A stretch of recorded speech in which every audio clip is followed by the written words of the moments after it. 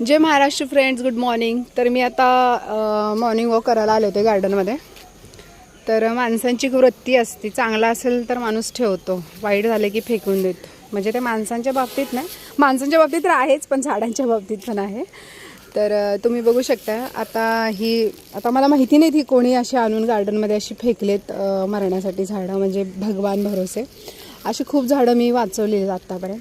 तर आता ही जास्वंदीची झाडं आहेत, तुम्ही बघू शकताय. आणि ह्याला ना मिलीबग नावाचा रोग झाला आहे, म्हणजे लाईक मे बी त्यांना माहिती नसेल किंवा मग ह्याची ग्रोथ वगैरे थांबली आहे. तर आता आणि माझा वीक पॉईंट म्हणजे झाड आहेत. त्यांना मी असं मरताना नाही बघू शकत. मी आता ह्यांना घरी घेऊन जायचं ठरवते. आणि आय नो माझ्या घरी पण एवढी जागा नाही आहे, पण बरीच झाडं मी वाचवते, त्यांना हेल्दी बनवते. आणि मग म्हणजे जे खरंच झाडांचं खूप बाळासारखं सांभाळ करतात त्यांना देऊन टाकते.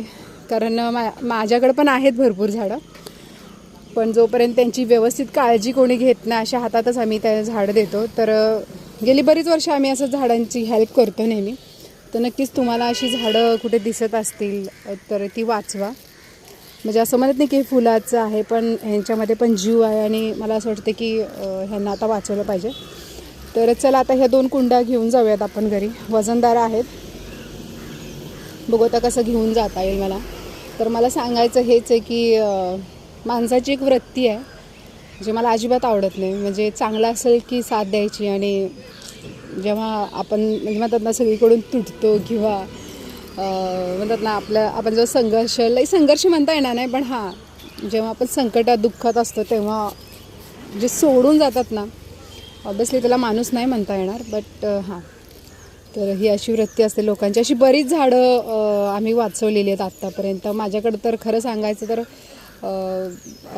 आता गॅलरीमध्ये पण जी झाडं आहेत ना ती अगदी मरायला, म्हणजे कधी कधी तर मला अशी पण झाडं भेटतात की जी पूर्ण मला माहिती नसतं तिथं टाकली आहेत, आणि जेव्हा मला माझ्या हातात येतं तेव्हा पूर्ण मेलेली असतात ती झाडं. पण आम्ही म्हणजे काहीच जीव नसतो त्यांच्यामध्ये, पण मग त्यांना प्रेमामध्ये खूप ताकद असते. जर निस्वार्थ प्रेमाने तुम्ही त्यांना वाचवायचा प्रयत्न केला तर ती नक्कीच जगतात. सो चला आता ही 2 झाडं आपण घरी घेऊन जाऊयात, आणि नक्कीच मला घरी ओरडा बसणार आहे नेहमीप्रमाणे. तर आता ओरडा खाऊयात आणि ही 2 झाडं घरी घेऊन जाऊयात. Bye friends, Ramkrishna Hari.